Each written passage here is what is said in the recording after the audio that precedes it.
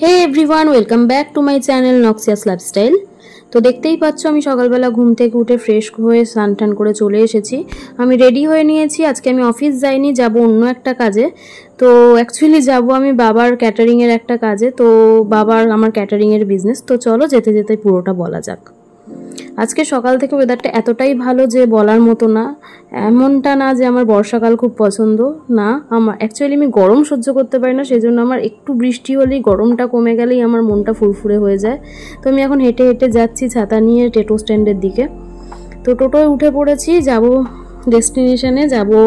বললাম বাবার ক্যাটারিংয়ের একটা কাজে, আমার বাবার ক্যাটারিংয়ের বিজনেস। তো বাবার আজকে আরও অনেকগুলো রান্না আছে, তো সেজন্য আজকে দুপুরবেলা একটা 70 জনের মতো খাওয়া দাওয়ার আয়োজন আছে। তো সেখানেই যাব ক্লায়েন্টের বাড়িতে। তো বাবা যেখানে যেতে না পারে সেখানে আমি যাওয়ার চেষ্টা করি, সবসময় হয়ে ওঠে না, বাট চেষ্টা করি। তো আজকেই সেখানেই যাচ্ছি। তো হেঁটে হেঁটে যাচ্ছি সেখানে। আমাদের ক্যাটারিংয়ের যে ব্যাপারটা, রান্না করে বাড়িতে রান্না করে সেটা ডেলিভারি করে দেওয়া হয় ক্লায়েন্টের বাড়ি। আদারওয়াইজ যদি ক্লায়েন্ট চায় নিজের বাড়িতে রান্না করার ব্যবস্থা করতে, তো সেটাও আমরা করে থাকি। যেমন দেখছো এই যে ভ্যানে করে চলে এসছে, এটা আমাদেরই ভ্যান। তো কচি কাকু সামনে ভ্যান টানছে, এখানে সমস্ত খাবার পত্র আছে, সমস্ত প্যাকিং করে সুন্দর করে এসে গেছে।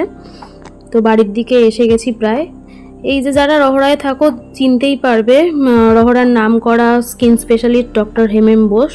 তো ওনার আজকে মৃত্যু বাৎসরিক কাজ, তো সেইটারই খাওয়া দাওয়ার আয়োজন ছিল 70 জনের মতো, ওনাদের বাড়িতেই অ্যারেঞ্জ করা হয়েছে। তো চলো যাওয়া যাক।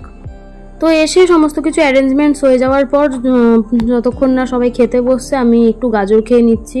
তো এত খাবার দাবার দেখছি, তো শেষে একটা গাজরই তুলে খরগোশের মতো গাজর চেপাতে থাকছি। যাই হোক চলো। এই যে ব্যাচ বসে গেছে, যেহেতু বাড়িতেই আয়োজন করা হয়েছে, ছোট্ট একটা ঘর, খুব কোজি এরিয়া, তাই 3টে টেবিলের বেশি পাতা যায়নি। তো এটাও সেকেন্ড ব্যাচ। আজকে মেনুতে ছিল ফিশ ফ্রাই, কাসুন্দি, স্যালাড, সাদা ভাত, ভেজ ডাল, সাথে ছিল ঝিরি আলু ভাজা, ভেটকি পাতুরি, কাতলা কালিয়া, চাটনি, পাঁপড়, রসগোল্লা, সন্দেশ, হাজমোলা। এই ছিল আজকের মেনু। এই চলো ব্যাচ বসে গেছে, এটাই লাস্ট ব্যাচ খাচ্ছে। তো আমরা খেতে বসে গেছি লাস্টে, আমি আর ক্যাটারিংয়ের যারা ছেলে পেলে ছিল সবাই মিলে খেতে বসে গেছি।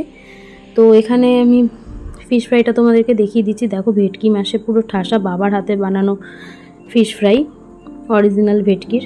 তো তারপর আমি নিয়ে নিয়েছি ডাল, ভাত, ঝিরি আলু ভাজা। এটাকে আমি গন্ধরাজ লেবু দিয়ে সুন্দর করে মেখে নেব। তারপরে আমি নিয়েছি ভেটকি পাতুরি। তোমাদেরকে পাতুরিটা খুলে জাস্ট দেখিয়ে দেবো কতটা সুন্দর। দেখো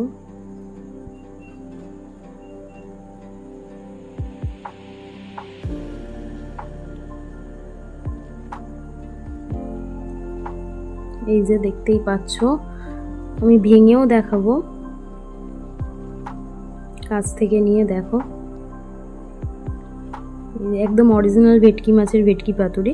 তো আমি চাটনি পাঁপড় স্কিপ করেছি, আর মাছও খাইনি। তো কাতলা মাছ মানে কাতলা কালিয়াটা আমি ঠিক পছন্দ করি না, সেজন্য আমি মিষ্টিতে চলে গেছি ডিরেক্ট। তো আমি মিষ্টি খেয়ে নিচ্ছি। তো রসগোল্লাটা এতটাই ভালো ছিল, কিছু বলার মতো না, মুখে দিতেই মেল্ট হয়ে গেছে। উফ কি স্বাদ! যাই হোক, আমি এখানে খাওয়া দাওয়া করে নিলাম। তো ভিডিওটা তোমাদের কেমন লাগলো জানিও, ভালো লাগলে like, comment and subscribe. Thank you. চলো আজকের মতো এটুকুই, টাটা।